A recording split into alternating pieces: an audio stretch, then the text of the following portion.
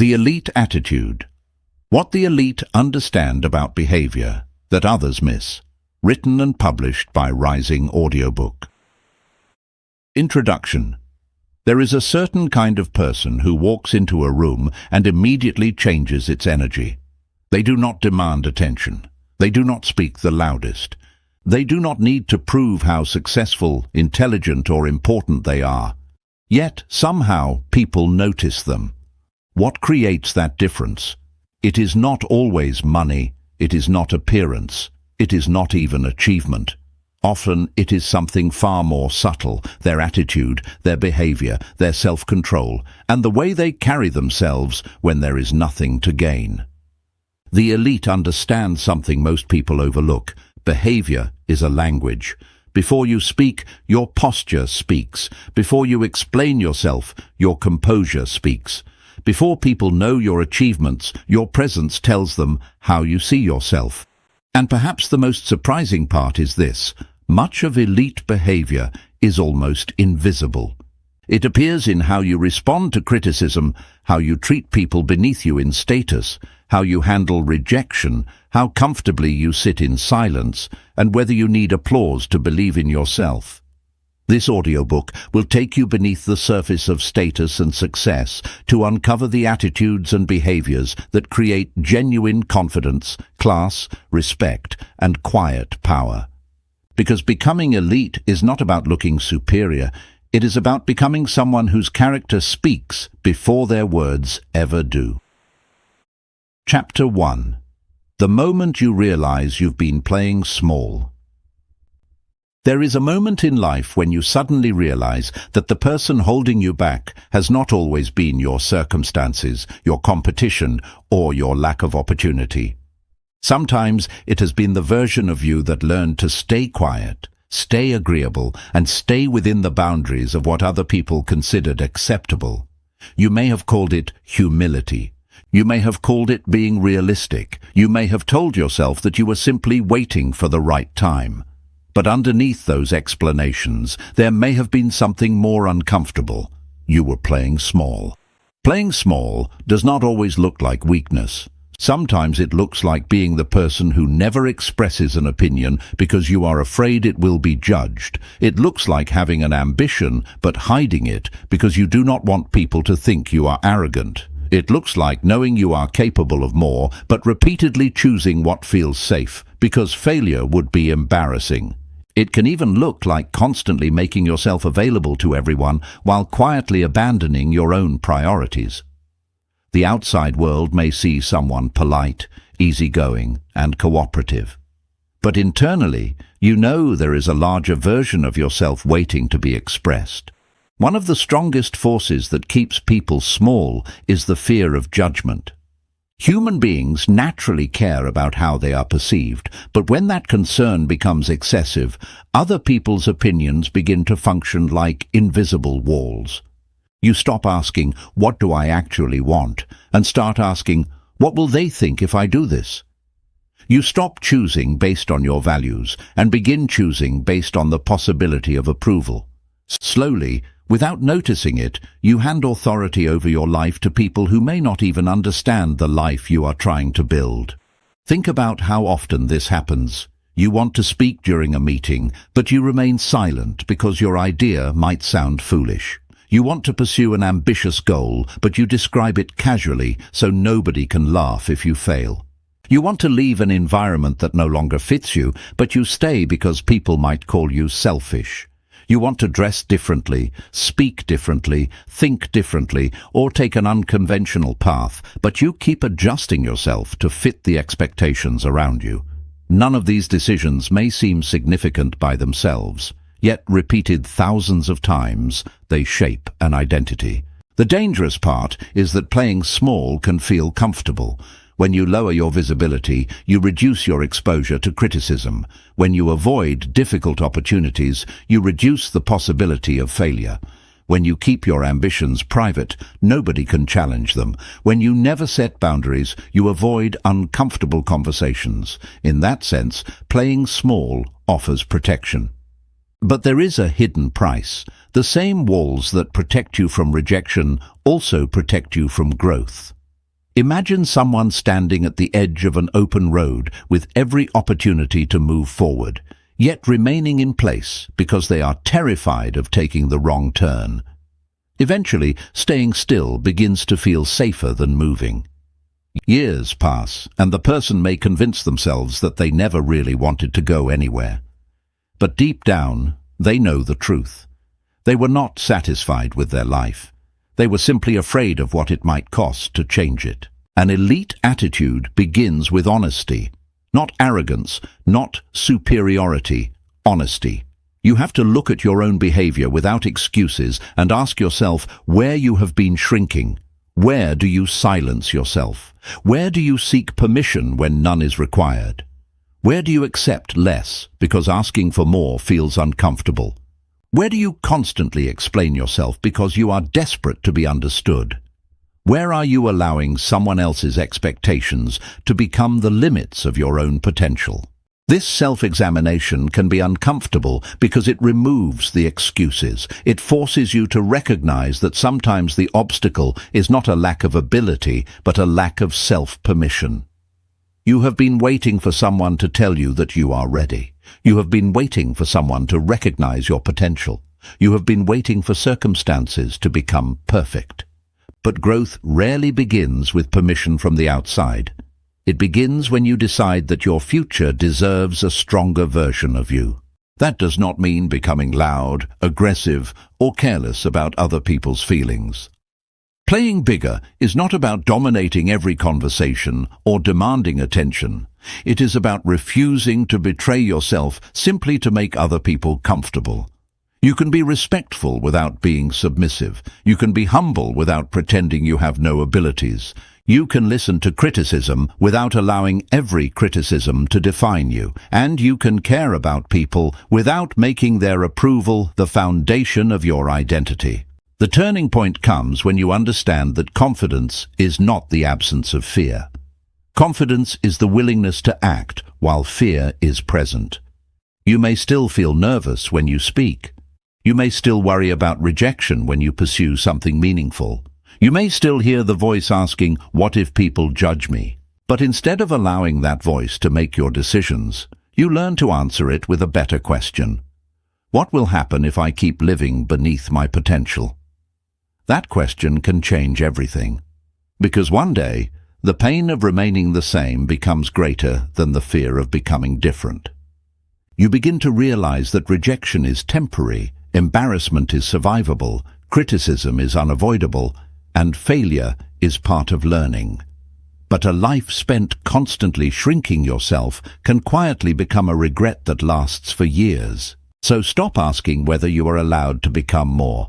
Start asking whether you are willing to become more. Stop waiting for universal approval.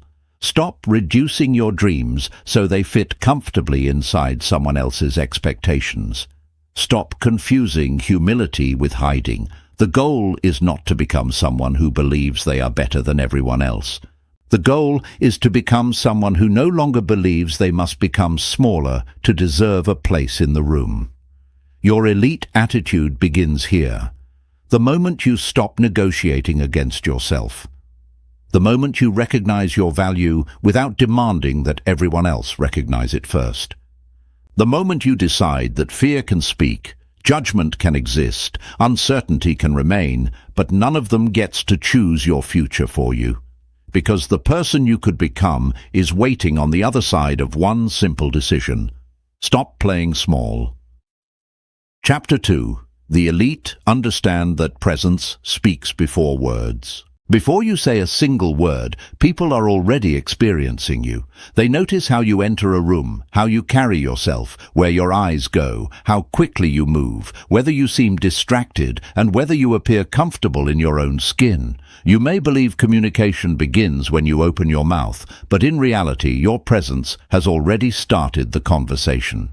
It is sending signals about your confidence, awareness, emotional state, and attitude long before your first sentence is spoken. Think about the difference between someone who enters a room desperately trying to be noticed and someone who enters calmly, observes the environment, acknowledges the people around them, and takes their place without needing to announce their importance.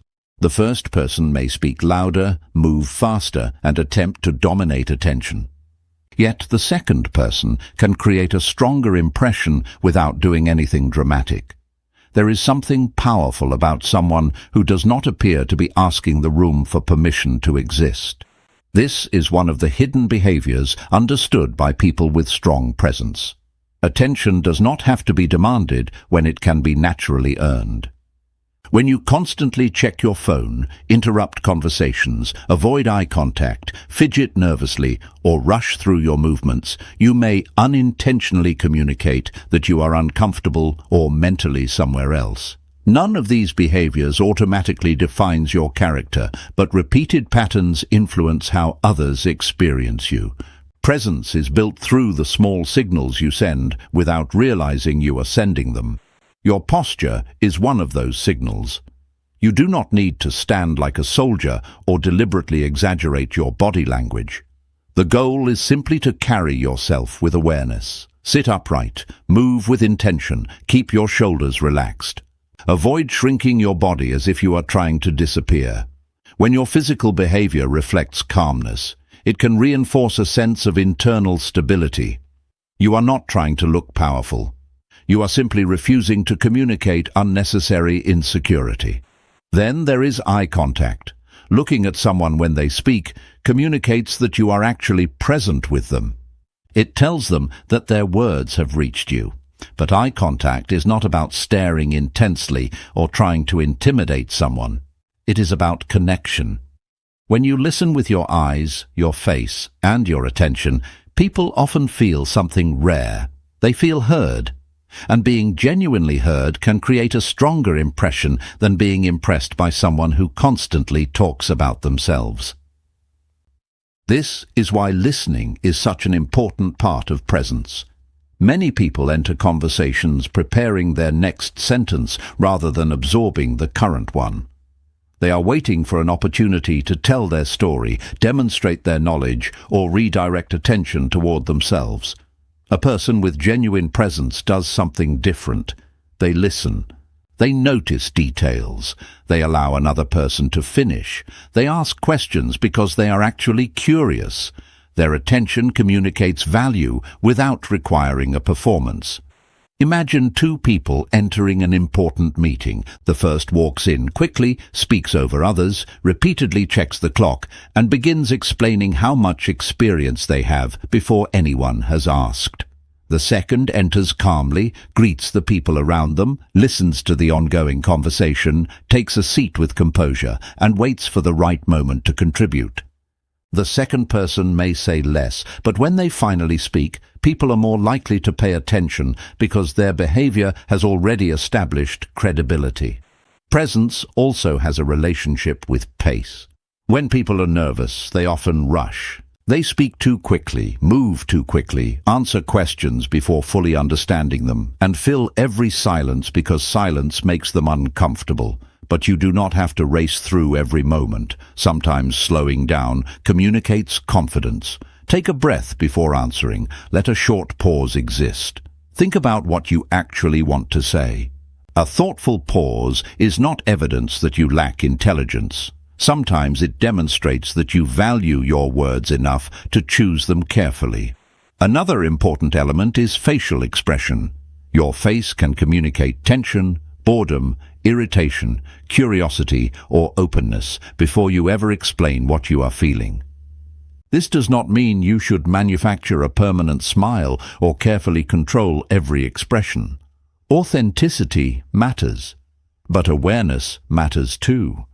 If you constantly appear distracted or closed off, people may hesitate to approach you even when you are perfectly willing to interact.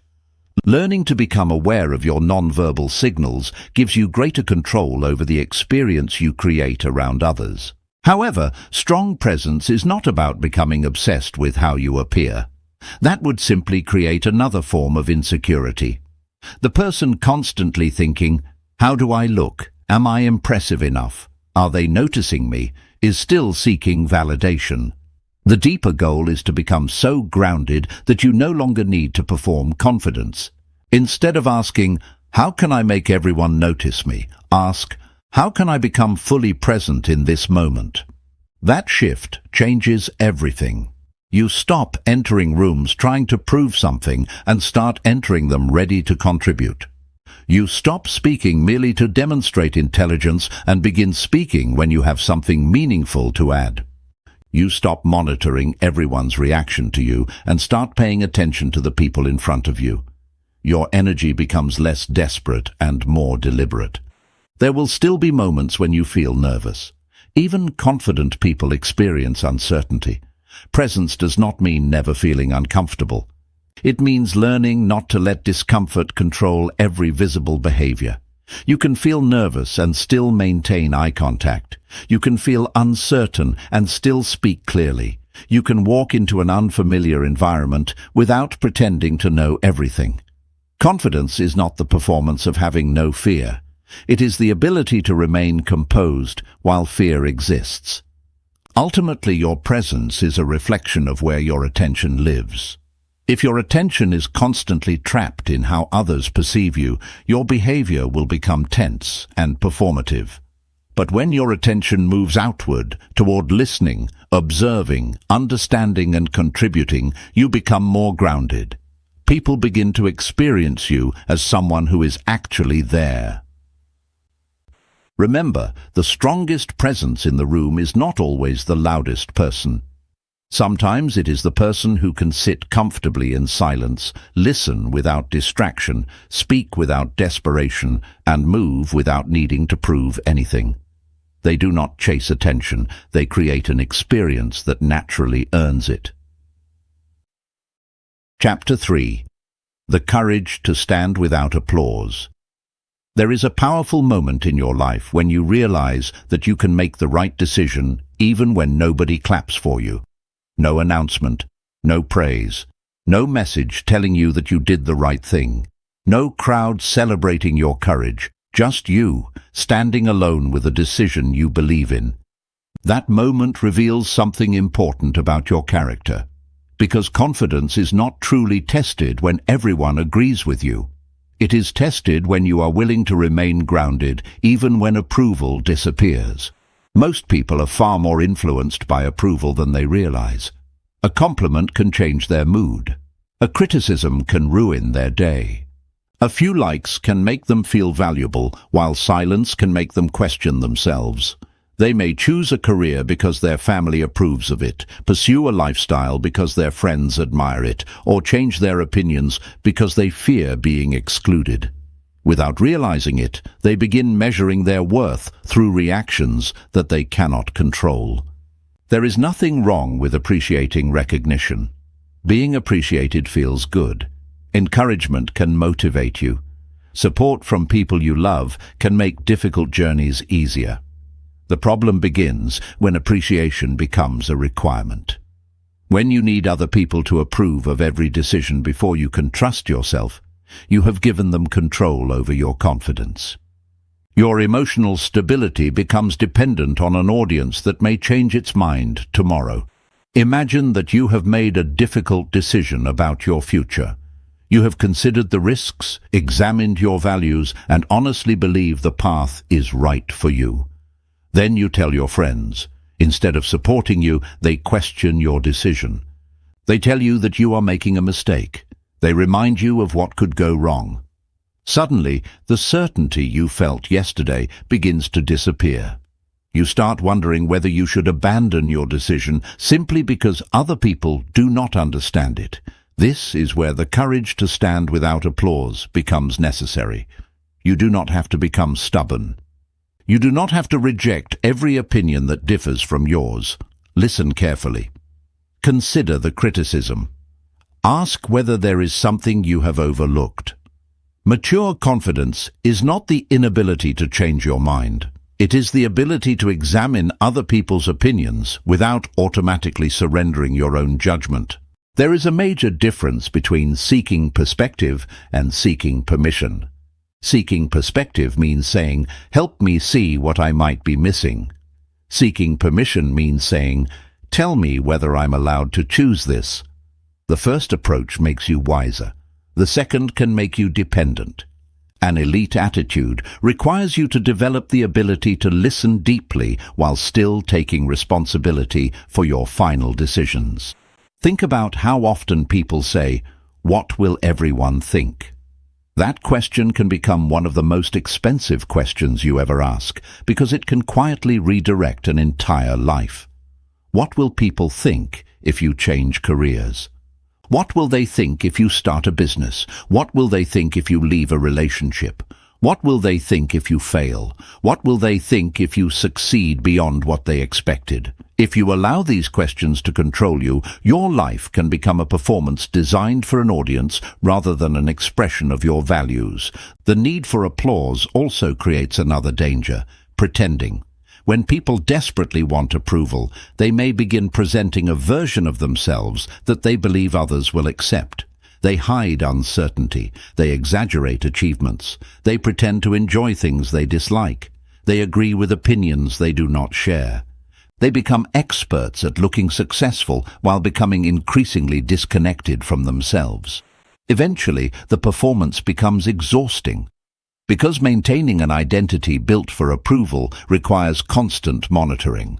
You have to remember what you said, how you appeared, and whether people responded positively. You become less interested in living and more interested in managing impressions. The freedom comes when you realize that you do not have to be universally understood to be authentic. Some of the most important decisions in your life may receive no applause at all. Choosing discipline when nobody is watching. Walking away from an opportunity that violates your values. Saying no when everyone expects you to say yes. Starting again after failure. Refusing to participate in gossip. Keeping a promise that nobody would know you broke. These moments may never become impressive stories you tell others, but they build something far more important: self-respect. Self-respect grows when your private behavior matches your public identity. When you say you value honesty and practice it even when lying would be easier, you strengthen your character. When you say you value your future and make sacrifices for it, you teach yourself that your goals matter. When you make a difficult decision and stand by it after thoughtful reflection, you become less dependent on external validation. This does not mean you should isolate yourself emotionally. Strong people still need relationships. They still appreciate encouragement. They still care deeply about the opinions of people they respect. The difference is that they do not confuse love with obedience or disagreement with rejection. Someone can disagree with your decision and still care about you. Someone can criticize your behavior and still respect you.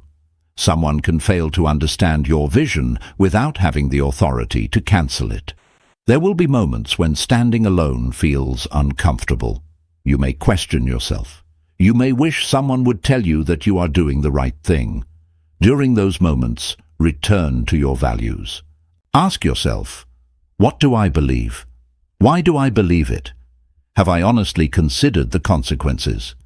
Am I choosing this because it is right for me, or because I'm afraid of disappointing someone? Those questions bring you back to yourself. The goal is not to become someone who never seeks approval. The goal is to become someone who does not need approval to know their worth. Applause is enjoyable, but it is temporary. Recognition comes and goes. Opinions change. Crowds move on. If your confidence depends entirely on external validation, you will constantly be chasing something that can never remain stable. But when you learn to stand without applause, something changes inside you. You become calmer. You make decisions more deliberately. You stop explaining every choice. You become less desperate to prove yourself.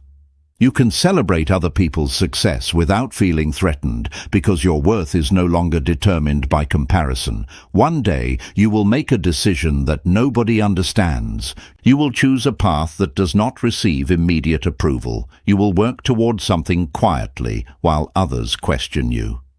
When that happens, remember this: you do not need a standing ovation to know that you are moving in the right direction. Sometimes the strongest person in the room is the one who can hear disagreement without collapsing, receive criticism without becoming defensive, and continue walking with quiet certainty after the applause has disappeared. Your worth was never created by other people's approval. Their applause can recognize your journey, but it cannot define you. Chapter 4. The quiet confidence nobody can fake. Confidence does not always walk into a room making noise. It does not need to announce its achievements, display its possessions, or convince everyone that it belongs. Some of the strongest confidence you will ever encounter is almost invisible at first. It appears in the person who listens without feeling threatened, speaks without needing to dominate, admits mistakes without collapsing, and remains comfortable when nobody is paying attention. This is quiet confidence, and unlike performance, it cannot be sustained by appearances alone. Look around and you will notice how often people confuse confidence with display. Someone constantly talks about money, success, intelligence, connections, or influence, and others assume that person must be confident. But sometimes the need to repeatedly prove these qualities comes from the opposite place. When your sense of worth depends heavily on what other people see, you become motivated to keep demonstrating that worth. Every conversation becomes another opportunity to establish your importance. Every disagreement becomes a threat. Every comparison becomes a test. Genuine confidence removes that pressure. You do not have to introduce yourself through your accomplishments because you know what you have accomplished. You do not need to exaggerate your abilities because you are secure enough to let your actions speak. You can walk into a room where someone is more experienced, more successful, or more respected than you without feeling smaller. Their strengths do not automatically reduce yours. Their success does not become evidence of your failure. This is one of the most important differences between insecurity and confidence. Insecurity constantly compares. Confidence evaluates. An insecure person may enter a conversation thinking, "How do I look compared with everyone else?" A confident person is more likely to think, "What can I learn here? What can I contribute? What actually matters?" The first mindset turns life into a competition for validation. The second turns life into an opportunity for growth. Quiet confidence also changes the way you communicate. You no longer feel obligated to speak simply because silence exists. You do not interrupt because you are afraid someone might forget you are there. You do not turn every conversation into evidence of your intelligence. You allow others to finish their thoughts. You ask questions. You consider ideas that challenge your own. And when you disagree, you can express that disagreement without turning it into a battle for superiority.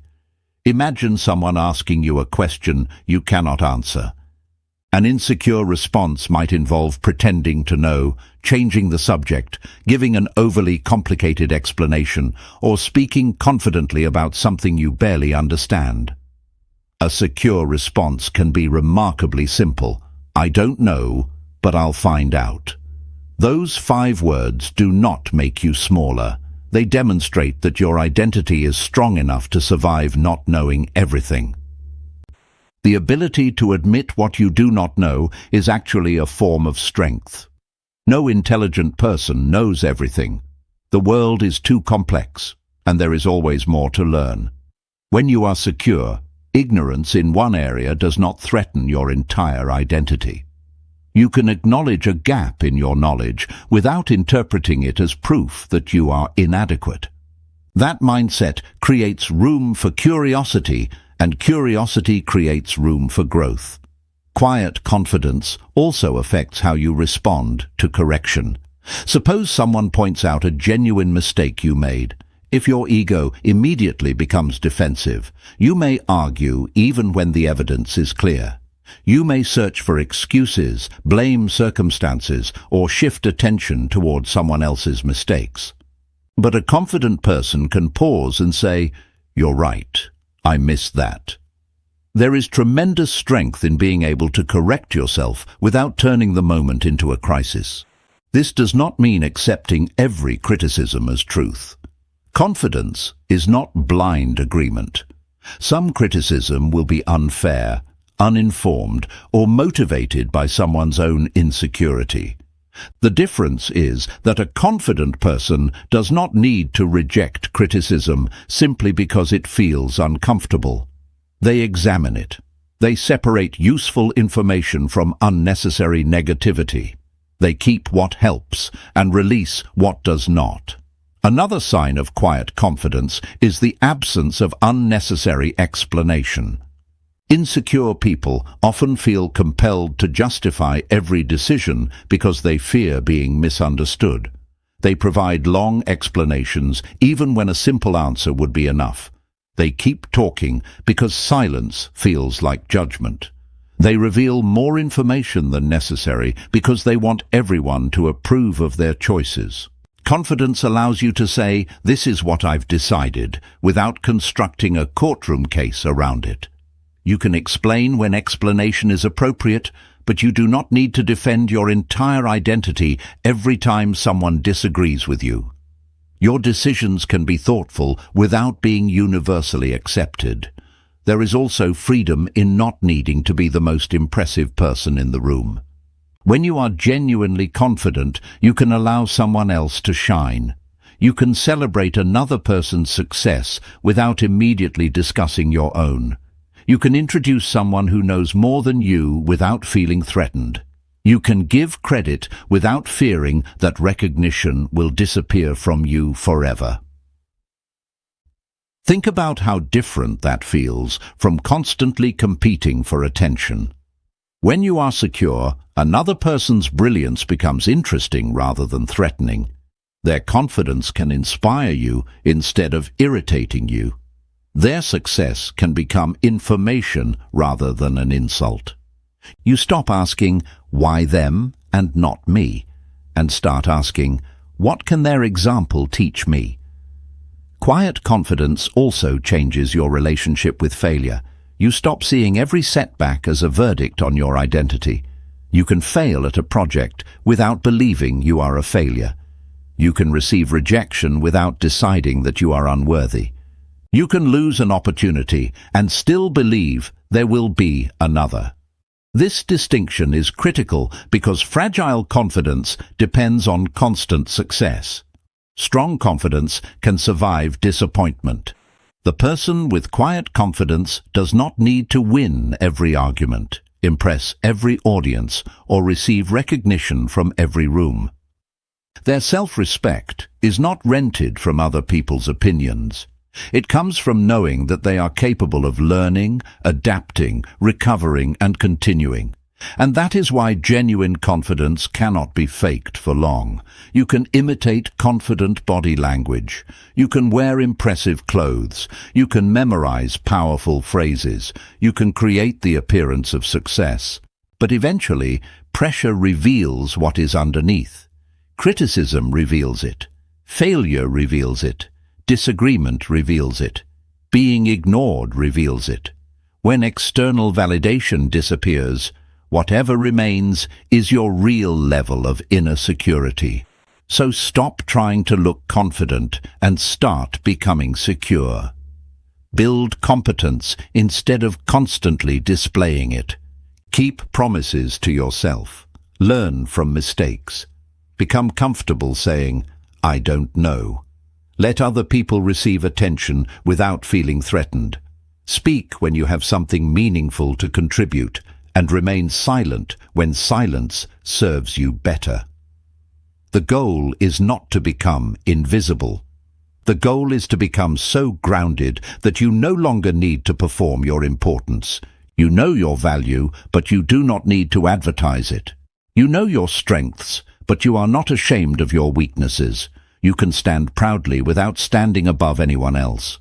That is the confidence people remember, not the confidence that demands attention, but the confidence that remains steady when attention disappears. Not the confidence that says, "Look at me," but the confidence that quietly communicates, "I know who I am." And when you reach that point, you discover something powerful.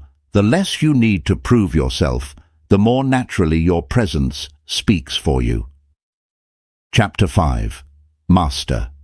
Your reactions master your presence. Your character is not fully revealed when everything is going according to plan. It is revealed when something goes wrong, when someone insults you, when a meeting suddenly turns against you, when someone misunderstands you, when you receive criticism you did not expect, when a person deliberately pushes one of your emotional buttons. In those moments, you discover whether you are directing your behavior or simply being directed by whatever emotion happens to appear first. Most people believe control means controlling other people or controlling circumstances, but you cannot control every person you meet, every opinion you receive, or every event that enters your life. The deeper form of control is much more personal, controlling what you do with what happens to you. You may not control the trigger, but you can learn to control the response. And that small space between what happens and what you choose to do next can completely change the quality of your life. Imagine someone publicly criticizing you during an important meeting. Your first reaction might be anger. You feel your body become tense. Your mind immediately starts preparing a response. You want to prove the other person wrong, expose their mistakes, or say something sharp enough to make them regret speaking. The emotional impulse feels powerful because it arrives quickly, but you are not required to obey it. You could attack immediately. You could become defensive. You could raise your voice and turn the meeting into a personal conflict. Or you could pause, take a breath, listen carefully, then say, "I understand your concern. Let me explain my reasoning." Nothing about that response is weak. In fact, it demonstrates something far more difficult than aggression: control. An emotional reaction often creates the illusion of strength because it feels powerful in the moment. Anger gives you energy. Defensiveness gives you words. Impulsiveness gives you the temporary satisfaction of acting immediately. But afterward, you may realize that your reaction gave someone else exactly what they wanted. They pushed a button and you responded on command. They controlled the moment without ever controlling you directly. This is why emotional discipline is such an important part of an elite attitude. If another person's behavior can instantly determine your words, your mood, and your actions, then they possess more influence over you than they should. Emotional control does not mean becoming emotionless. It means refusing to hand your emotions the steering wheel. Anger deserves particular attention because it can feel justified. Sometimes you are genuinely wronged. Sometimes someone is disrespectful. Sometimes your frustration is completely understandable. But being justified in feeling anger does not automatically mean every reaction produced by that anger is wise. You can acknowledge the emotion without allowing it to make your decisions. Consider what happens when you receive an upsetting message. You read it once and immediately begin typing a response. Your fingers move faster than your judgment. You write everything you feel. You press send. For a few seconds you feel relieved because you finally said what was on your mind. Then the emotion settles and you reread the message you sent. Now you wish you had waited. That pause could have changed everything. One of the simplest forms of emotional mastery is learning to delay your response. Not every message requires an immediate answer. Not every accusation deserves an instant defense. Not every disagreement needs to be resolved while emotions are at their highest. Sometimes the most powerful response is to wait until your mind has become clearer. A pause gives your reasoning a chance to catch up with your emotion. Take a breath, step away, drink some water, walk for a few minutes. Write down what you want to say without sending it. Ask yourself what outcome you actually want. These actions may appear simple, but they create distance between the emotional impulse and the final decision. That distance is where maturity lives. You should also learn to recognize your personal triggers. Maybe disrespect makes you angry. Maybe being ignored makes you desperate to prove yourself. Maybe criticism makes you defensive. Maybe rejection causes you to send messages you later regret. Whatever the trigger, awareness gives you an advantage. Once you know what situations consistently provoke you, you can prepare for them instead of being surprised by your own reactions. Suppose you know that criticism immediately makes you feel attacked. The next time someone offers feedback, you can consciously slow yourself down. Instead of defending every point, ask, "What specifically do you think I could have done differently?" That question changes the conversation. You are no longer fighting to protect your ego. You are gathering information. This does not mean tolerating disrespect or allowing people to mistreat you. Emotional control should never be confused with passive acceptance. You can set boundaries while remaining calm. You can say no without shouting. You can leave a toxic situation without creating unnecessary drama. You can firmly tell someone that their behavior is unacceptable without allowing anger to dictate every word. In fact, calm boundaries are often stronger than emotional explosions. An outburst can make people focus on your anger instead of the problem. A composed statement forces attention toward the issue itself. When you remain controlled, your message becomes clearer because people are not distracted by the intensity of your reaction. Another powerful skill is learning not to personalize everything. Someone may be rude because they are frustrated. Someone may criticize you because they are insecure. Someone may reject your idea because it does not fit their priorities.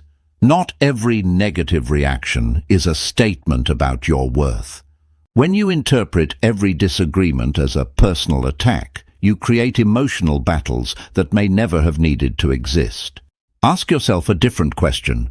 What actually happened, separate from the story I am telling myself about it? This question can prevent your mind from turning a small event into a major emotional crisis. Someone did not respond to your message. That is a fact. They don't respect me is an interpretation. Someone disagreed with your idea. That is a fact. They think I'm incompetent is an interpretation. Separating facts from assumptions gives you room to respond intelligently. Mastering your reactions also means becoming comfortable with silence. You do not have to respond to every provocation. Some comments are designed to pull you into an argument. Some people become more aggressive when they discover that they can get an emotional reaction from you. If you remain calm, you remove the reward. There is tremendous strength in saying, "I don't want to argue about this," and meaning it. There is strength in walking away from an unnecessary conflict. There is strength in choosing not to explain yourself to someone who has already decided not to understand. Silence is not always surrender. Sometimes it is evidence that you have decided your piece is more valuable than winning an argument. Over time, emotional control creates something even more valuable: consistency. People begin to know what they can expect from you. They know that pressure will not easily make you reckless. They know criticism will not automatically make you defensive. They know disagreement will not instantly turn you into a different person. That reliability becomes part of your presence. You also begin trusting yourself more. Every time you experience a difficult emotion and respond wisely, you prove something to yourself. I can handle this. That belief becomes powerful. You no longer fear difficult conversations as much because you know you do not have to lose control inside them. You no longer fear criticism as much because you know you can evaluate it calmly. You no longer fear provocation as much because you know someone else's behavior does not have to determine yours. Remember, composure is not weakness. A calm person is not necessarily a passive person. Sometimes the calmest person in the room has the strongest boundaries, the clearest judgment, and the greatest ability to act when action is necessary. They simply refuse to waste their power on uncontrolled reactions. Your goal is not to eliminate emotion. Emotion is part of being human. Your goal is to become the person who can feel deeply without acting blindly. Feel anger without becoming cruel. Feel fear without becoming paralyzed. Feel rejection without becoming desperate. Feel frustration without becoming destructive. Because every reaction teaches the world something about you. More importantly, every reaction teaches you something about yourself. The next time someone pushes your buttons, remember that you have a choice. You can react automatically, or you can create a pause. You can give the moment control over you, or you can decide what the moment deserves from you. You can let emotion write your response, or you can let your values write it. That small pause may seem insignificant, but it is where your power begins. Master your reactions, and you begin mastering your presence. Master your presence, and you become far harder to manipulate, provoke, or destabilize. Eventually, people may still challenge you, criticize you, disappoint you, and misunderstand you. But they will no longer determine who you become in response. That is real composure. Not the absence of emotion, but the presence of choice. Chapter 6. Speak less, mean more. In a world where everyone is trying to be heard, the person who knows when to speak can become remarkably powerful.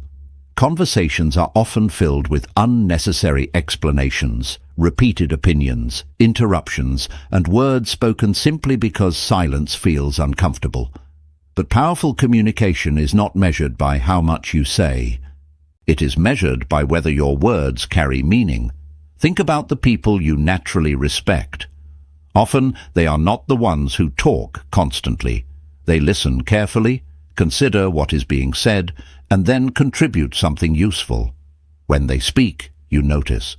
Not because they demand attention, but because their words have purpose. They have learned something many people overlook. Attention becomes more valuable when you do not waste it. Speaking less does not mean becoming quiet, distant, or afraid to express yourself. It means becoming intentional. Before speaking, ask yourself a simple question. Does this need to be said? That question can prevent countless unnecessary arguments, explanations, complaints, and comments. Not every thought deserves a voice. Not every opinion requires an audience. And not every silence needs to be filled. One of the clearest signs of strong communication is the ability to listen without preparing your next response. Many people appear to listen, but internally they are already constructing their reply. They are waiting for a pause so they can tell their story, prove their point, or demonstrate their knowledge.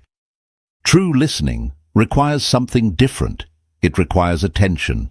Put the phone away. Look at the person. Let them finish. Notice not only what they say, but what they are trying to communicate. When people feel genuinely heard, something changes in the conversation. They become more open. They trust you more. They often reveal information they would never share with someone who constantly interrupts. Listening is not passive. It is an active form of communication that tells another person, "Your words matter enough for me to give them my full attention." Another habit that weakens communication is over-explaining. Sometimes people keep talking because they are afraid their original statement was not convincing enough. They add another reason, then another example, then another explanation.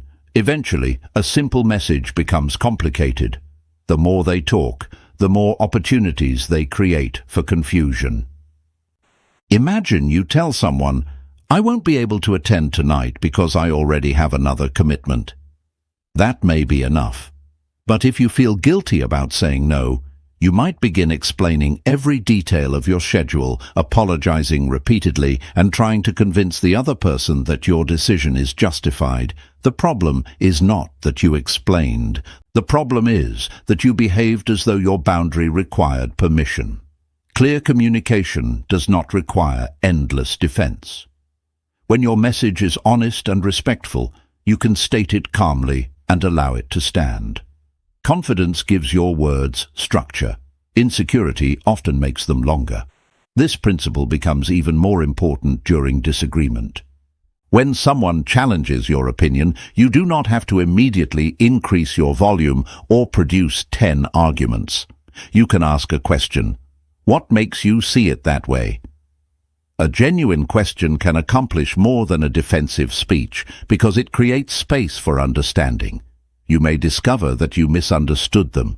They may discover that they misunderstood you. Either way, the conversation becomes more productive. Powerful speakers also understand the value of pauses. A pause gives your words room to breathe. It allows you to think before responding and prevents emotional impulses from becoming permanent statements. Some people fear silence because they believe it makes them appear uncertain. In reality, a thoughtful pause can communicate control. It tells others that you are not desperate to fill every second with noise. The quality of your questions matters too. People remember those who make them feel interesting. Instead of constantly bringing conversations back to yourself, become curious about others. Ask questions that invite more than a yes or no answer. Ask about their experience, their reasoning, their goals, or what they learned from a difficult situation. You do not need to impress everyone when you can make people feel understood. This does not mean becoming a person who never talks about yourself. Healthy communication requires balance. Share your ideas, tell your stories, express your opinions, speak about your experiences. The difference is intention. Are you speaking to contribute something meaningful, or are you speaking because you need attention? That distinction can transform your relationships. Consider a meeting where everyone is competing to demonstrate expertise. One person interrupts repeatedly and offers opinions on every subject. Another person listens through several discussions and then says, "I think we're missing one important issue." Suddenly, everyone becomes attentive. The second person did not need 20 minutes to establish value. One thoughtful observation was enough. This is the power of precision. When you understand what you mean, your communication becomes clearer. Instead of using complicated language to sound intelligent, use simple language to communicate effectively. Instead of making dramatic statements, make accurate ones. Instead of exaggerating your achievements, let facts speak for themselves. Your words also reveal your emotional state. When you are insecure, you may exaggerate. When you are angry, you may use words designed to hurt. When you are desperate for approval, you may agree with everything. When you are confident, you can communicate honestly without manipulating the reaction of the other person. There will be times when speaking less is the wrong choice. Important issues sometimes require direct conversations. Boundaries must be communicated. Problems must be addressed. Injustice should not always be met with silence. The goal is not silence for its own sake. The goal is meaningful speech. When something matters, say it clearly. When something does not matter, learn to let it pass. A powerful communicator also understands that not every misunderstanding needs an immediate correction. Sometimes people will interpret your words incorrectly. Sometimes they will form opinions about you that you cannot control. You can clarify when clarification is useful, but you do not need to chase every misunderstanding. Your life becomes exhausting when you constantly attempt to manage everyone's perception of you. Remember that your reputation is influenced not only by what you say, but also by how reliably your behavior supports your words. If you constantly promise and rarely deliver, powerful language will not save you. If you speak about respect while treating people poorly, your words become meaningless. Communication becomes powerful when your actions give credibility to what you say. So, before your next conversation, slow down. Listen completely. Think before responding. Ask yourself whether your words are necessary. Remove the unnecessary explanation. Replace the desire to impress with the desire to understand. And when you finally speak, say what you mean. You do not need to win every conversation. You do not need to have the last word. You do not need to prove that you are the smartest person in the room. Sometimes your greatest communication skill is knowing when to remain silent, and sometimes it is knowing exactly what needs to be said.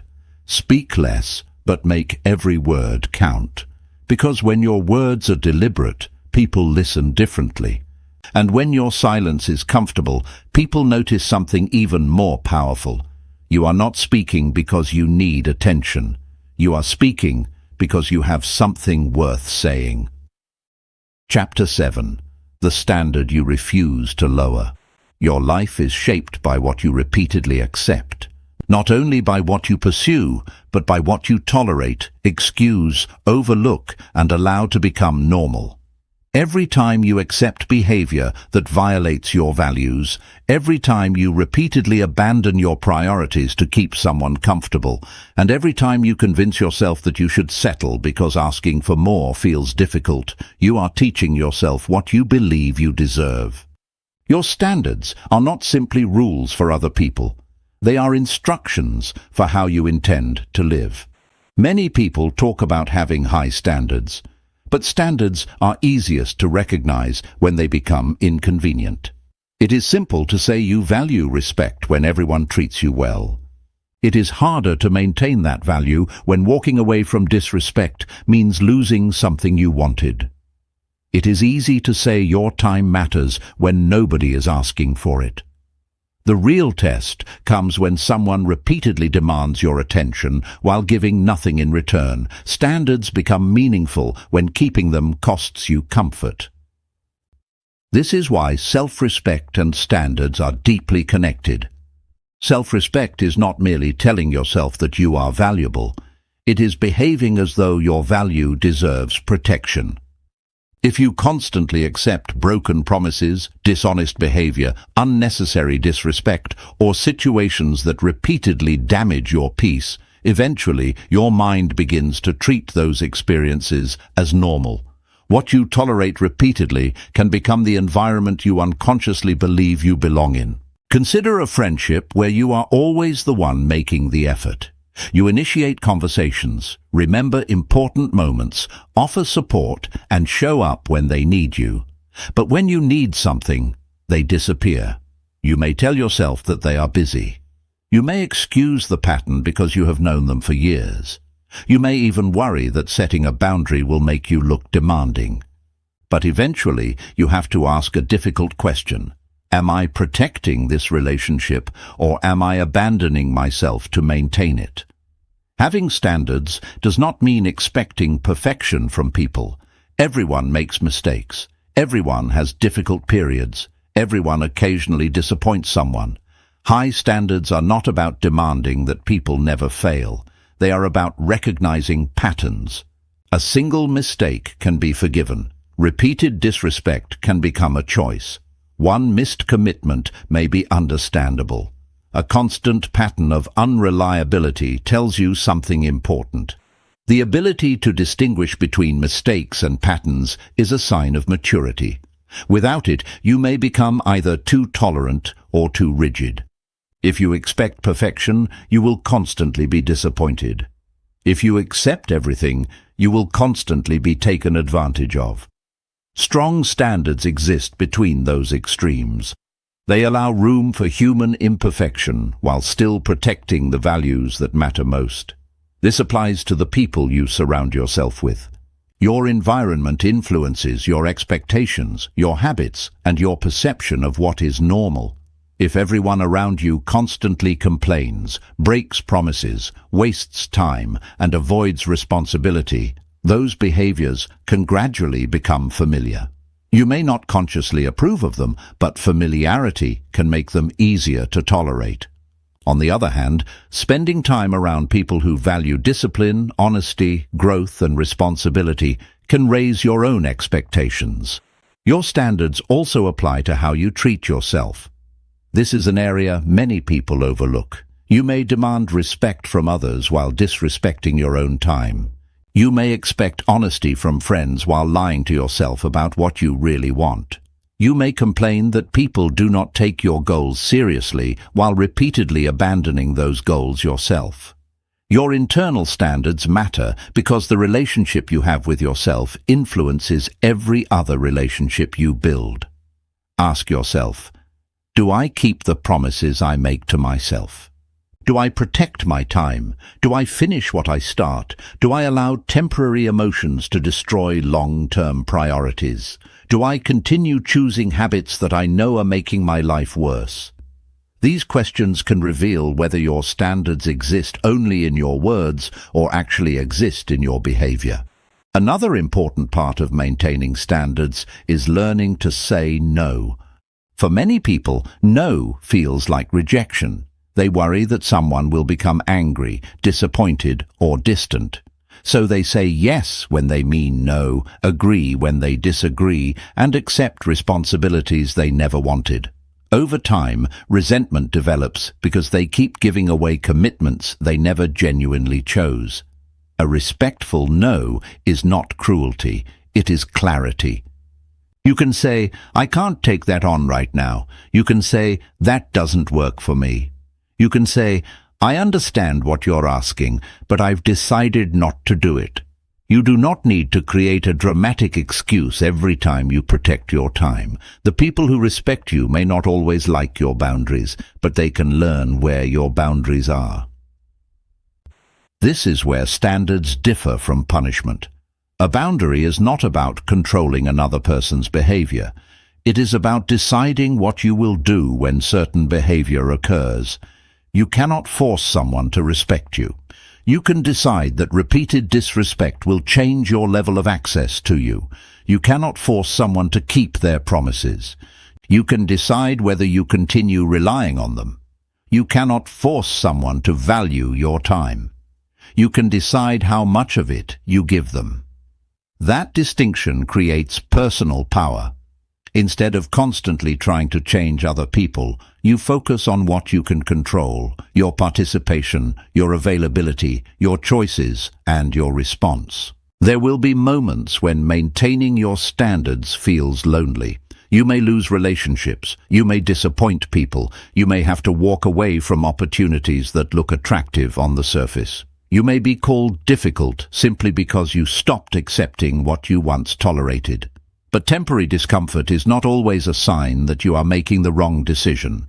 Sometimes discomfort is the price of becoming more honest with yourself. Think about a person who constantly accepts being treated as an afterthought. Eventually, they decide that they will no longer chase attention or remain where they are consistently undervalued. At first, the change feels uncomfortable.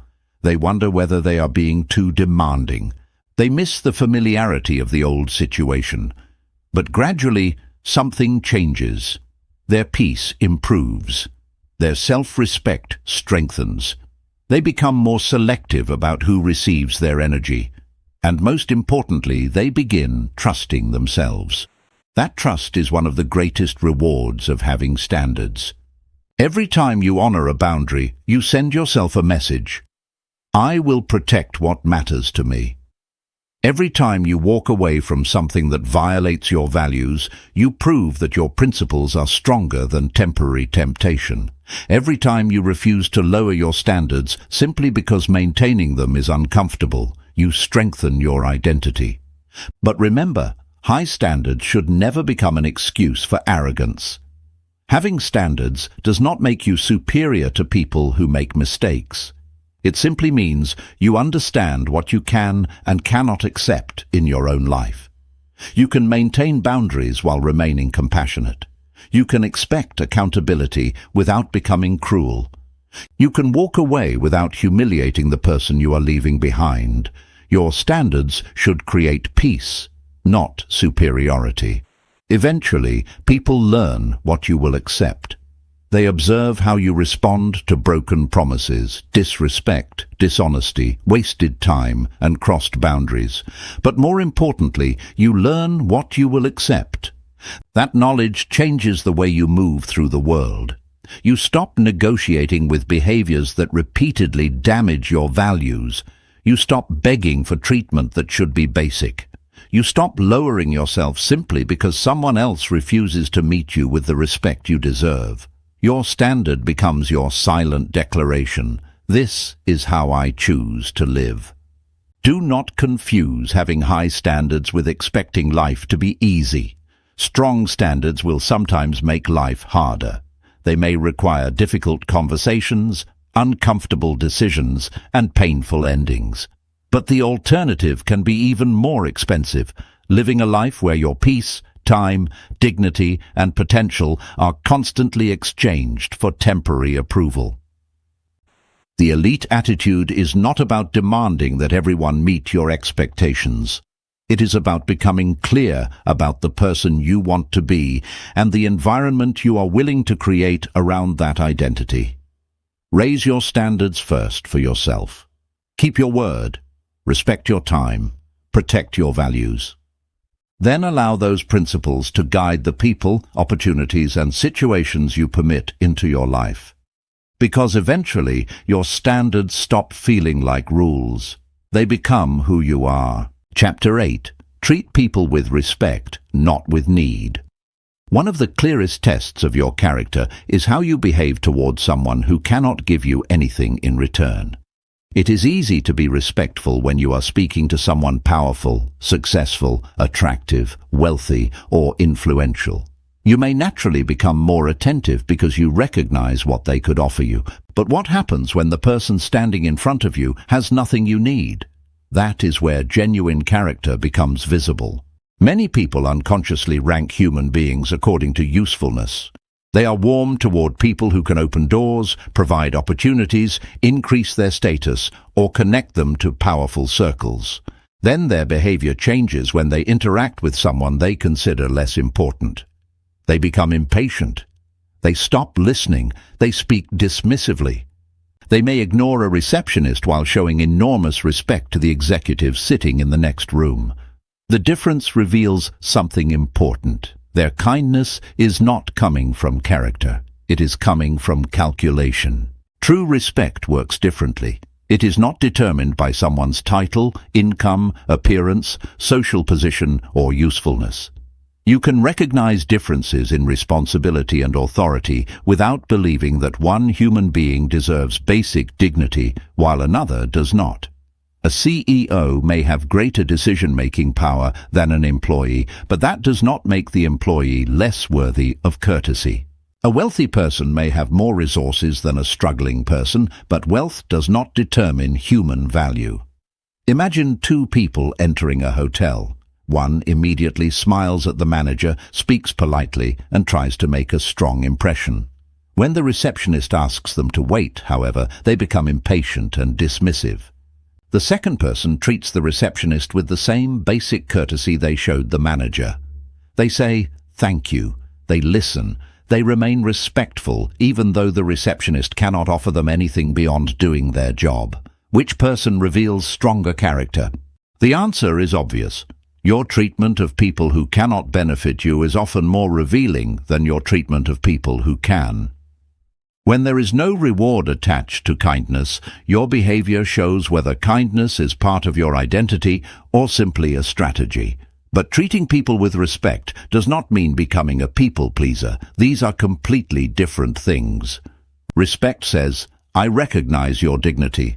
People pleasing says, "I need you to like me." Respect allows you to be kind while maintaining boundaries. People-pleasing often causes you to abandon those boundaries because you are afraid of rejection. A confident person can say no without becoming disrespectful. They can disagree without humiliating someone. They can end a relationship without trying to destroy the other person's reputation. They can listen to criticism without becoming desperate for approval. Their kindness does not come from weakness, it comes from choice. This distinction matters because some people believe they must become cold in order to become strong. They think kindness makes them vulnerable and respect makes them easy to manipulate. But strength and kindness are not opposites. You can have strong boundaries and a generous spirit. You can protect yourself without treating others badly. In fact, the ability to remain respectful while standing firm is often a greater demonstration of strength than aggression. Consider a difficult conversation with someone who has disappointed you. You could attack their character, insult them, and list every mistake they have ever made. Or you could say, "I respect you, but this behavior does not work for me, and I need to create some distance." The second response does not mean the problem is unimportant. It means you are capable of addressing the problem without becoming consumed by hostility. Respect also appears in small moments that nobody celebrates. Holding a door for someone, listening when another person speaks, saying thank you to someone whose work is often overlooked, giving credit when someone helped you, not interrupting, not humiliating someone for making a mistake, not using someone's vulnerability as entertainment. These actions may seem ordinary, but character is often built through ordinary behavior repeated consistently. You should also pay attention to how you behave when you are frustrated. Anyone can be polite when everything is convenient. The real test comes when you are tired, delayed, disappointed, or under pressure. If a restaurant makes a mistake, how do you speak to the server? If an employee makes an error, do you correct them with dignity or embarrass them publicly? If someone cannot immediately give you what you want, do you become disrespectful? Your reaction in these moments can reveal whether you see people as human beings or as obstacles. Another powerful principle is to stop treating relationships like transactions. Not every interaction needs to produce a benefit. You do not have to calculate what someone can do for you before deciding whether they deserve your attention. Some relationships exist simply because two people enjoy each other's company. Some acts of kindness produce no measurable return. Some conversations do nothing for your career or reputation. That does not make them meaningless. A life built entirely around usefulness becomes emotionally empty. If every relationship is evaluated through the question, "What can this person do for me?" you eventually stop seeing people clearly. You begin seeing opportunities instead of individuals. And people can sense when they are being treated like tools. Genuine connection requires another approach. Who is this person, and how can I treat them well while remaining true to myself? This attitude can also transform the way you view social status. You no longer become overly impressed by powerful people or dismissive toward ordinary people. You can sit across from someone highly successful and remain grounded. You can speak to someone with very little status and remain equally respectful. You are not constantly adjusting your personality according to the perceived value of the person in front of you. That consistency creates class. People may forget the exact words you used, but they often remember how you made them feel. Did they feel invisible around you? Did they feel judged? Did they feel that you only cared because they could help you? Or did they feel respected simply because they were human? Your answer reveals more about you than you might realize. The elite attitude is not about climbing so high that you can look down on everyone else. It is about becoming secure enough that you do not need to look down on anyone at all. You can appreciate success without worshipping status. You can admire influence without becoming desperate for access. You can recognize authority without surrendering your dignity. And you can treat people with kindness without expecting something in return. The next time you enter a room, notice how your behavior changes depending on who is present. Do you become more charming around important people? Do you become impatient with people who cannot help you? Do you listen more carefully when someone's title is impressive? Do you give more respect when there is something to gain? If the answer is yes, do not judge yourself. Notice it. Awareness is where change begins. Then practice something different.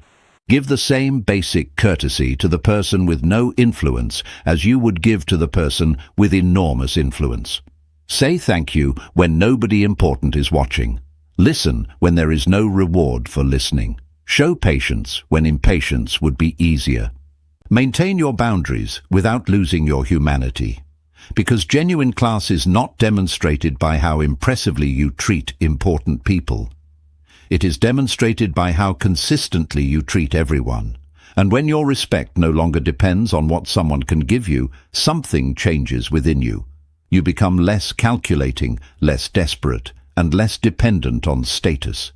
You begin treating people not according to what they can provide, but according to the kind of person you have decided to become.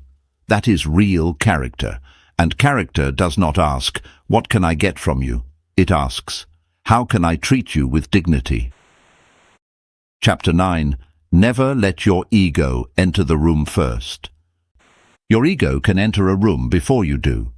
It can arrive in the form of the need to be right, the need to be admired, the need to prove yourself, or the need to make sure nobody sees you as weak. You may walk into a conversation believing you are simply defending your position, when underneath it you are defending an image of yourself. The moment that image feels threatened, your behavior can change. You become defensive. You interrupt. You explain too much. You refuse correction.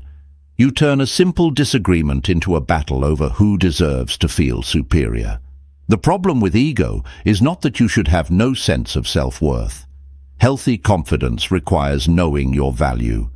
The problem begins when protecting your ego becomes more important than protecting the truth. When being right matters more than learning. When looking intelligent matters more than understanding. And when winning an argument matters more than preserving a relationship, ego has taken control. Imagine that someone points out a genuine mistake you made. Your first instinct may be to explain why it happened. Perhaps someone else caused part of the problem. Perhaps you were under pressure. Perhaps the information you received was incomplete. All of those things might be true. But before defending yourself, ask a more important question. Did I make a mistake? If the answer is yes, then admitting it does not reduce your value. It demonstrates maturity. Saying, "I was wrong," can feel surprisingly difficult. Many people believe that admitting a mistake gives someone else power over them. They imagine that if they acknowledge an error, people will see them as incompetent, so they defend themselves even when they know they are wrong. But the opposite can happen. When you take responsibility without excuses, people often trust you more because they no longer have to wonder whether you will hide behind explanations. A person who never admits mistakes becomes difficult to teach. Every correction becomes an attack. Every suggestion becomes criticism. Every disagreement becomes disrespect. Eventually, people stop giving honest feedback because they know the conversation will become exhausting. The person may believe they are protecting their reputation while actually damaging it. Ego can also make you confuse disagreement with disrespect. Someone can challenge your opinion without attacking your character. Someone can disagree with your decision while still respecting you. Someone can know more about a subject without making you less intelligent. But when ego is in control, another person's knowledge can feel like a threat.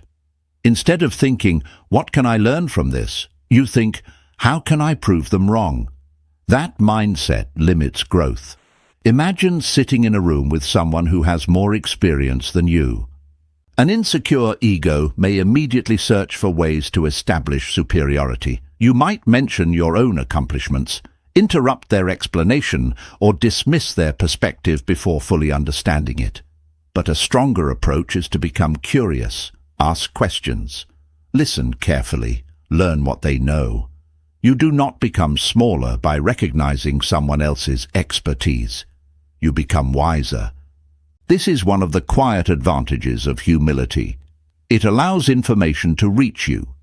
A humble person does not assume they know everything. They can say, "I hadn't considered that." They can change their mind when new evidence appears. They can ask for help without feeling ashamed. They can give credit to someone else without worrying that their own contribution will disappear. These behaviors do not indicate weakness. They indicate that the person's identity is strong enough to survive being corrected. Ego often creates another trap, the obsession with the last word. Some people cannot end a disagreement without delivering one final statement.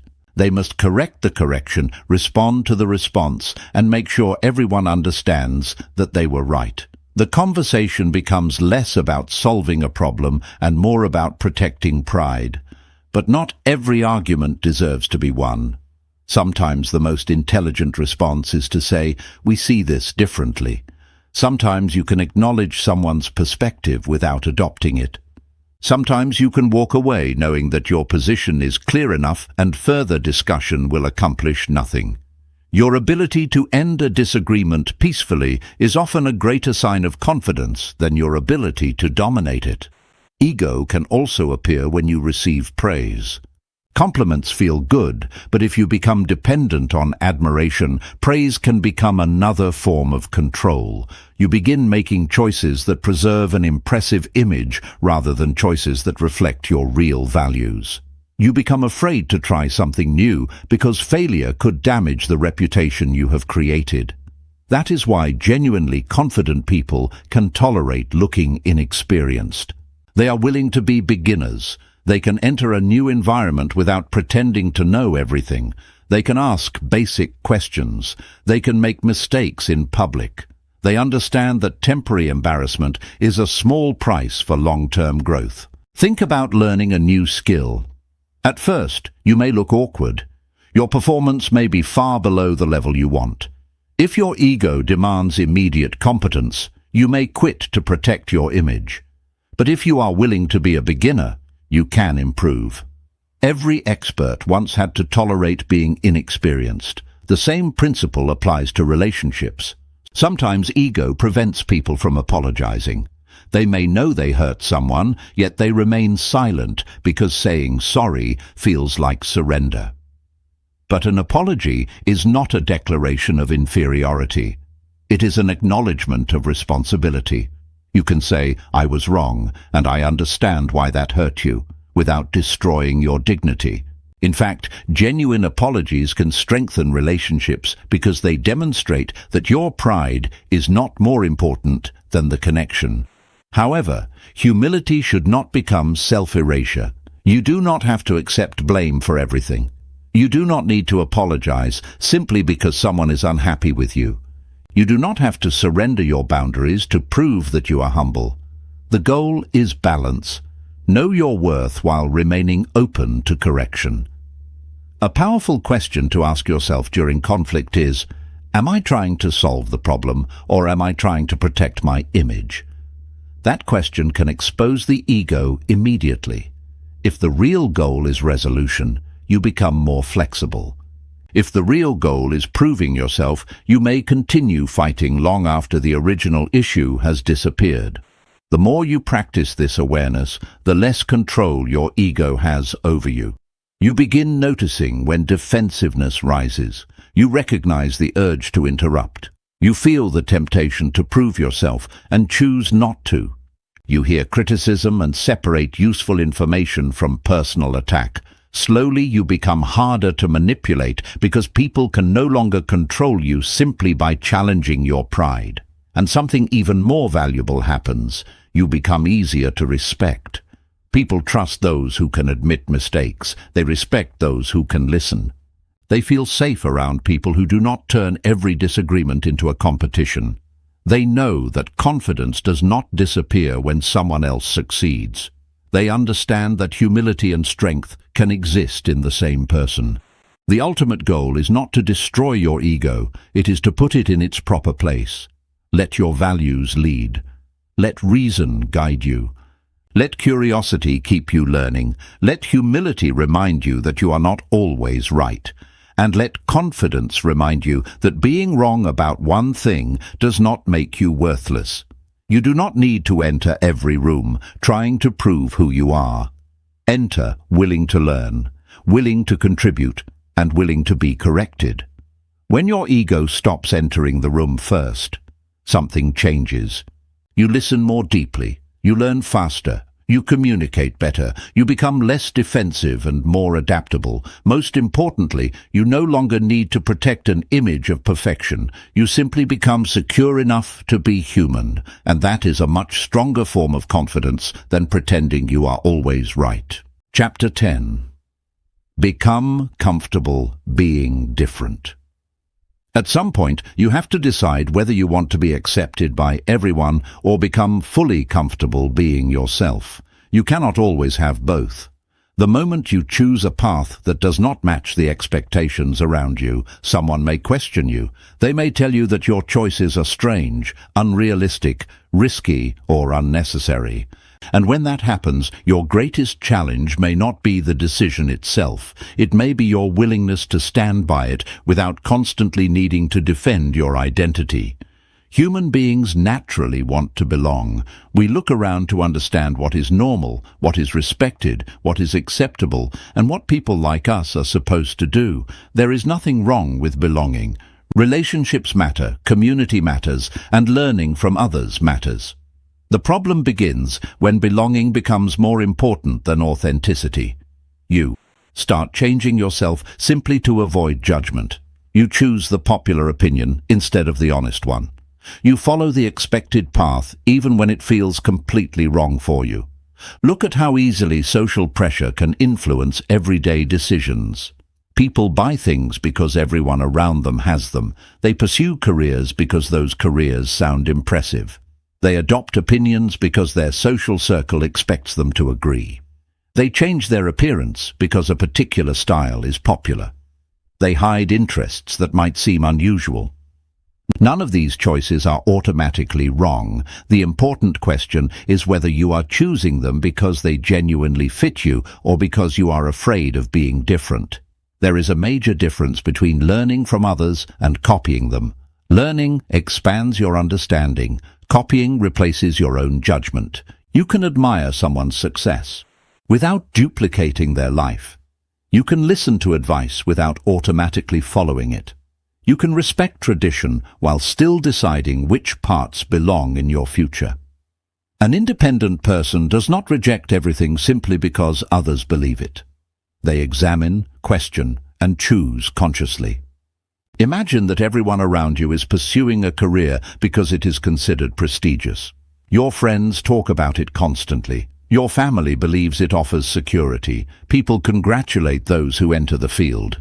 But after honest reflection, you realize another path better matches your abilities, interests, and values.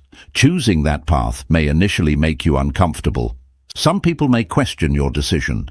You may even question yourself when you see others receiving praise for following the expected route. This is where individuality requires courage. You have to accept that a decision can be right for you even when it is not right for someone else. Your strengths are different. Your priorities are different. Your definition of success may be different. A life that looks impressive from the outside can still feel empty when it does not match the person living it. The danger of constantly following others is that you can become successful at building someone else's life. You may reach the destination everyone recommended and discover that you never actually wanted to go there. You achieved the goal, received the approval, and earned the recognition, but something inside still feels incomplete. Why? Because external success cannot compensate for internal disconnection. Being different does not mean being rebellious for attention. That is simply another form of dependence. If you reject something only because everyone else accepts it, other people's behavior still controls you. True individuality is quieter.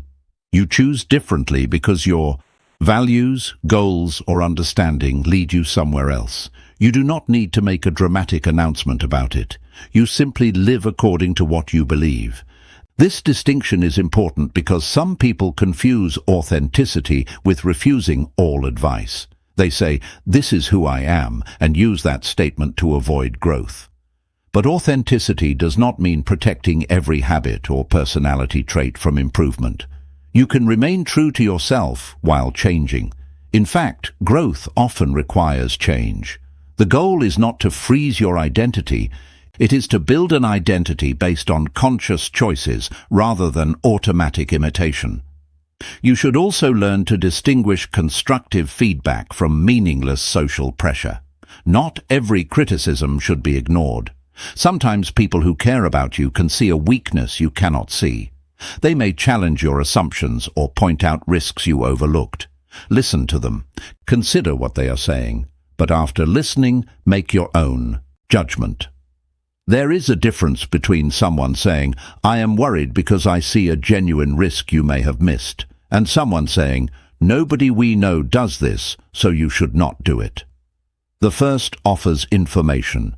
The second offers conformity. One helps you think. The other simply asks you to fit in. The ability to tolerate being misunderstood is another essential part of becoming comfortable with difference.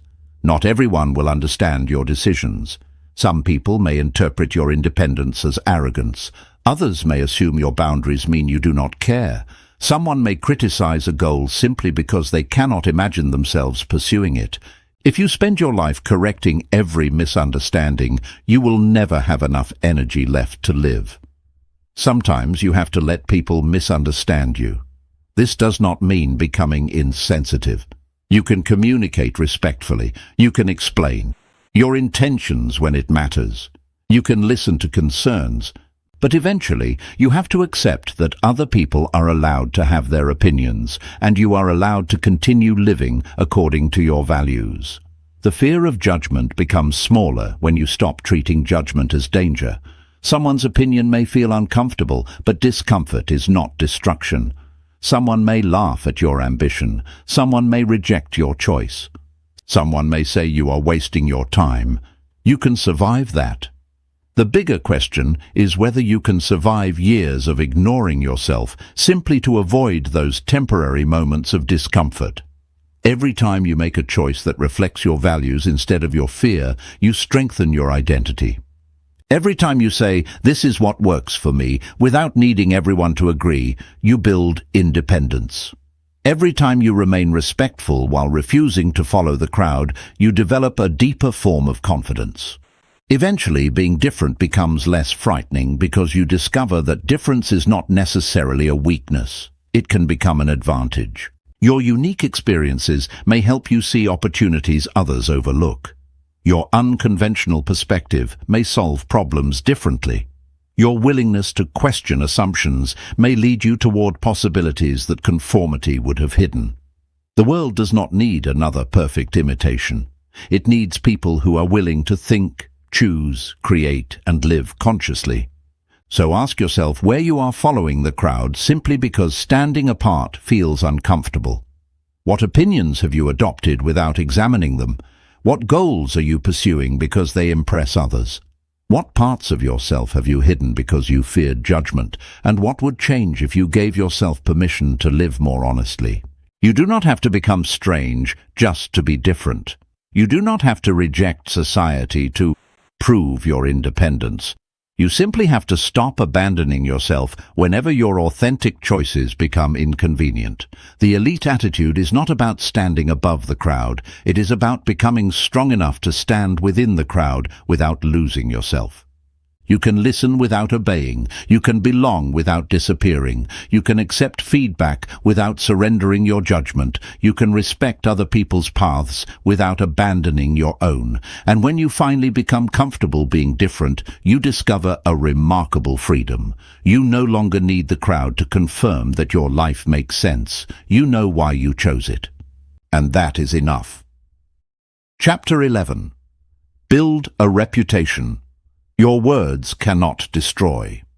People may hear what you say about yourself, but eventually they believe what your behavior repeatedly shows them. You can call yourself reliable, disciplined, honest, generous, or trustworthy, but none of those qualities become real because you announce them.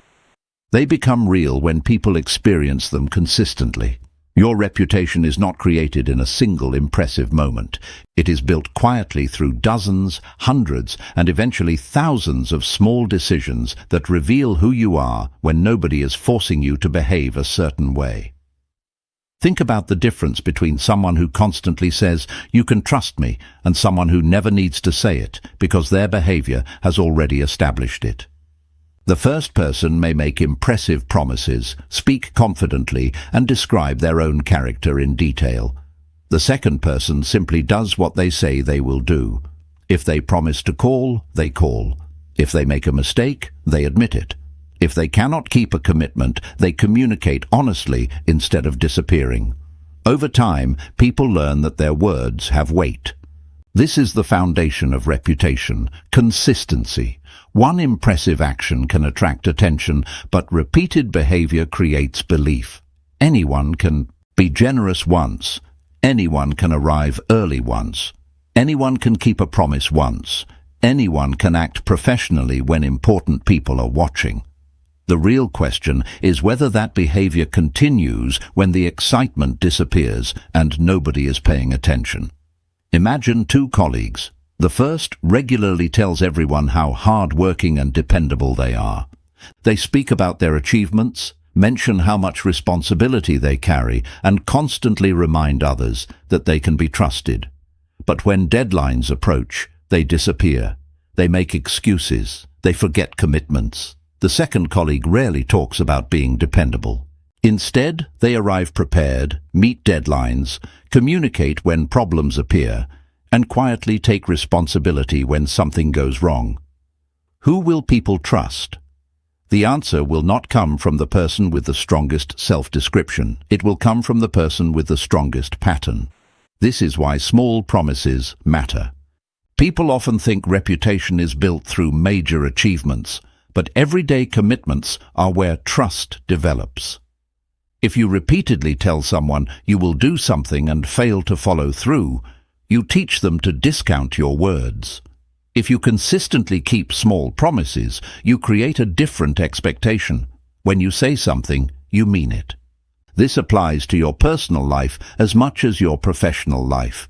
If you tell a friend you will be there, show up. If you borrow something, return it. If someone shares private information with you, protect their confidence. If you make a mistake, take responsibility rather than searching for someone else to blame.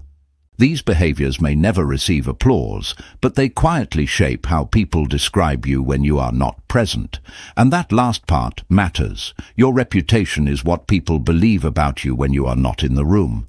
You cannot control every conversation people have about you, but you can influence the evidence they have available. If your behavior consistently demonstrates reliability, people will have reasons to trust you. If your behavior consistently demonstrates dishonesty, excuses, and inconsistency, no amount of self-promotion can permanently hide it. There is also a powerful connection between reputation and preparation. Being reliable does not simply mean completing tasks. It means respecting the time and expectations of other people. Arriving prepared communicates that you value the opportunity. Meeting deadlines communicates that you understand the consequences of your commitments. Responding when something changes communicates maturity. You do not have to be perfect. You simply need to be responsible. One of the most damaging habits is disappearing when things become difficult. Some people are dependable when everything is easy, but become unreachable when a problem appears.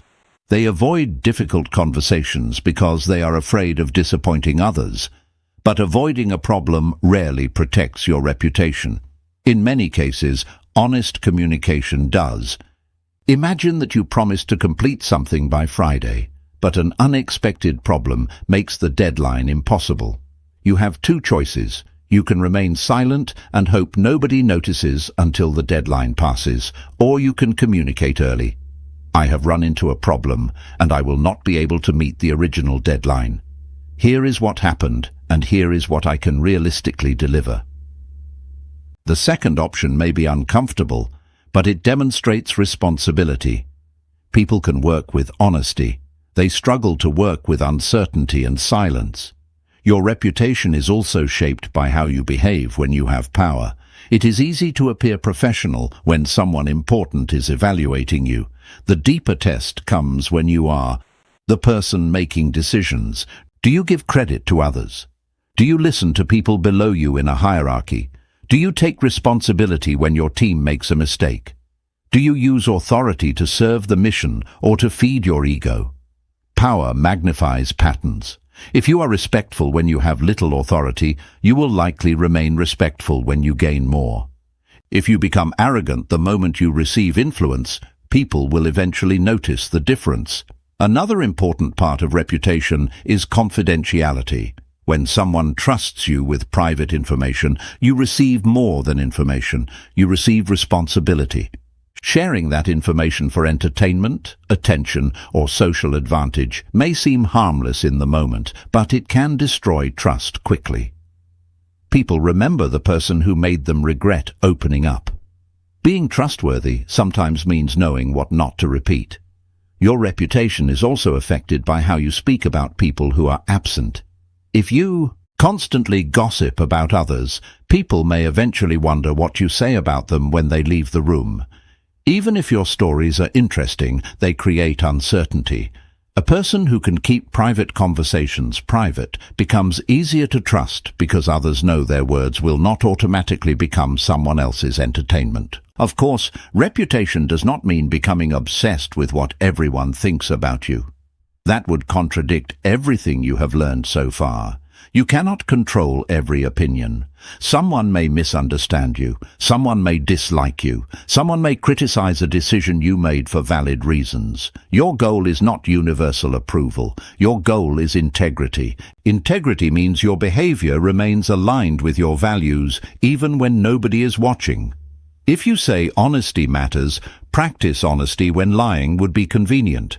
If you say discipline matters, maintain your commitments when motivation disappears. If you say people deserve respect, show respect when there is nothing to gain. If you say your word matters, make fewer promises and keep the ones you make. Over time, these behaviors create something that money cannot simply purchase: credibility. Credibility makes your words stronger because people have evidence behind them. When you speak, others do not have to wonder whether your promises are empty. When you take responsibility, they believe you are capable of facing reality. When you recommend something, your consistency gives your opinion greater weight.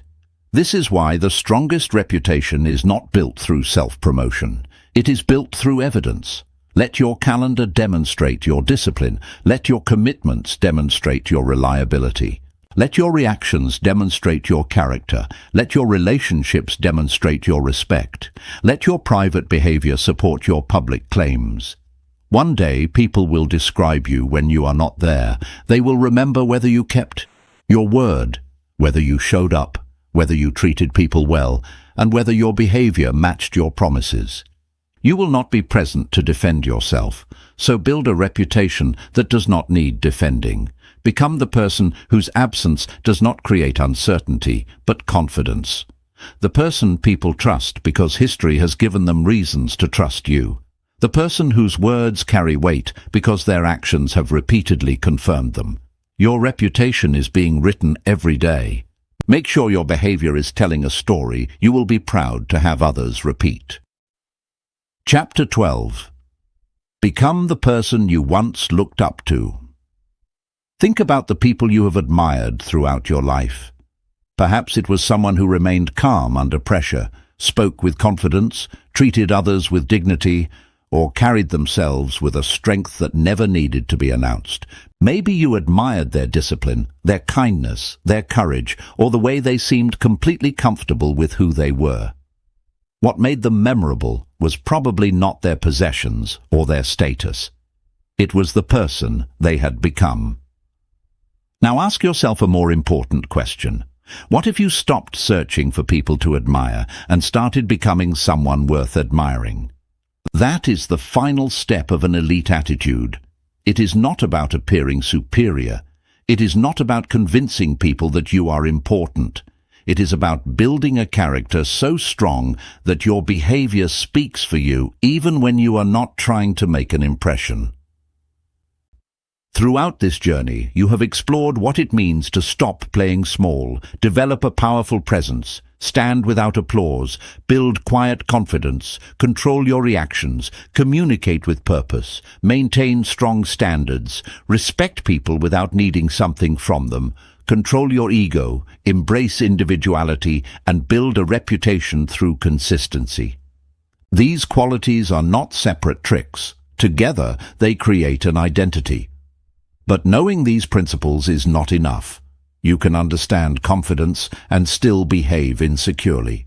You can talk about discipline and still make excuses. You can admire emotional control and still react impulsively. You can believe in respect and still treat people differently according to their status. Knowledge becomes transformation only when it changes what you repeatedly do. Think about the person you want to become 5 or 10 years from now. Do not focus only on achievements. Do not begin with money, possessions, titles, or recognition. Instead, ask yourself how you want people to feel when they are around you. Do you want them to feel respected, safe, inspired, heard, challenged, encouraged? Do you want your presence to bring calm into stressful situations? Do you want your word to carry weight because people know you keep it? These questions take you deeper than appearance. A person worthy of respect is not someone who never fails. They are someone who knows how to respond when they fail. They do not hide behind excuses. They learn. They take responsibility. They make adjustments and continue. They are not someone who never experiences fear. They are someone who refuses to let fear make every important decision. They are not someone who never receives criticism. They are someone who can separate useful criticism from unnecessary negativity. They are not someone who never becomes angry. They are someone who refuses to let anger become their identity. They are not someone who always knows what to say. They are someone who understands when speaking matters and when silence is wiser. This is what makes character powerful. It remains visible when circumstances change. Imagine becoming the person your younger self would have respected. The person who walks into difficult situations without immediately looking for approval. The person who can say no without guilt. The person who can apologize without feeling weak. The person who can celebrate another person's success without feeling smaller. The person who can leave disrespect behind without needing revenge. That version of you may not look dramatically different from the outside. You may still have the same face, the same voice, and many of the same circumstances. But internally, something has changed. You trust yourself more. You react less impulsively. You choose more carefully. You no longer need every decision to receive applause. And that transformation begins with small behaviors. Keep the promise you made to yourself this morning. Listen fully during your next conversation. Pause before responding to something that irritates you. Say no when something genuinely violates your priorities. Admit when you do not know something. Give someone credit without worrying about receiving recognition. Treat the person with no influence with the same basic respect you would give someone powerful. These actions may seem too ordinary to change your life, but character is built through ordinary actions repeated until they become automatic. You do not wake up one morning and suddenly become a person of extraordinary integrity. You become that person every time you choose honesty when dishonesty would be easier. You become disciplined every time you keep going after motivation disappears. You become confident every time you act according to your values, despite uncertainty. You become emotionally strong every time you pause instead of reacting blindly. Eventually, these decisions stop feeling like decisions. They become your character. There will still be people who do not understand you. There will still be moments when you doubt yourself. There will still be failures, rejection, disappointment, and unexpected obstacles. An elite attitude does not remove difficulty from life. It changes the person experiencing the difficulty. You become harder to destabilize because your identity is no longer built entirely on external circumstances. You also become less interested in proving that you are exceptional. This may sound strange, but it is one of the clearest signs of growth. In the beginning, you may want people to notice your transformation. Later, you realize that transformation does not need an audience. You do not need to tell everyone that you have changed. Let your behavior reveal it. Let people notice that you listen more carefully. Let them notice that your reactions are calmer. Let them notice that your word has become more reliable. Let them notice that you no longer chase people who do not value you. Let them notice that you can disagree without becoming disrespectful. And if nobody notices immediately, continue anyway. Remember what you learned about standing without applause. The deepest transformation often happens in moments nobody sees. The private decisions matter. The choices you make when nobody is watching eventually become the qualities people experience when they are around you. This is how you become the person you once looked up to. Not by copying someone else's personality, but by identifying the qualities you admired and developing them within yourself. Maybe you admired courage. Practice courage. Maybe you admired kindness. Practice kindness without becoming a people-pleaser. Maybe you admired discipline. Keep promises to yourself. Maybe you admired confidence. Stop constantly asking for permission. Maybe you admired integrity. Make your private behavior match your public values. Maybe you admired wisdom. Become willing to learn. The goal is not to become perfect. Perfection is not the standard. Integrity is. Become someone whose actions and values point in the same direction. Become someone who can walk away from approval without losing self-respect. Someone who can receive success without becoming arrogant. Someone who can experience failure without becoming defeated. Someone who can hold power without abusing it. Someone who can stand alone without becoming isolated. That is the kind of person people remember. And perhaps the most powerful part is this. You do not have to wait for some distant future to become that person. You can begin today. The next decision is an opportunity. The next conversation is an opportunity. The next disagreement is an opportunity. The next moment of temptation, criticism, rejection, or uncertainty is an opportunity to practice the character you want to build. So stop asking, when will I finally become the person I want to be? Ask instead, what would that person do right now? Then do it. Because becoming extraordinary is rarely one dramatic transformation. It is 1,000 ordinary decisions made by someone who finally decided to live according to their highest standards. Become the person you once looked up to. Then keep becoming someone your future self will be proud to remember. You have reached the end of this journey, but the real transformation begins when you close this audiobook and return to your everyday life. Because an elite attitude is not something you perform when people are watching. It is something you practice when nobody is. You have learned to stop playing small, to strengthen your presence, to stand without applause, and to build confidence that does not depend on constant validation. You have learned to control your reactions, speak with purpose, maintain your standards, respect people without needing something from them, quiet your ego, embrace your individuality, and build a reputation through consistent action. Now choose one of those lessons and practice it today. Listen a little more, react a little less, set the boundary you have been avoiding. Keep the promise you made to yourself. Walk into the room without asking permission to belong. Treat someone with respect when there is nothing to gain. Remember, people may forget your exact words, but they remember how your behavior made them feel. You do not become elite when people finally recognize your worth. You become elite when you no longer need recognition to know who you are. Your presence, choices, reactions, standards, and character are writing your reputation every day. So write carefully. Because your attitude is your introduction and your character is what remains after you leave the room.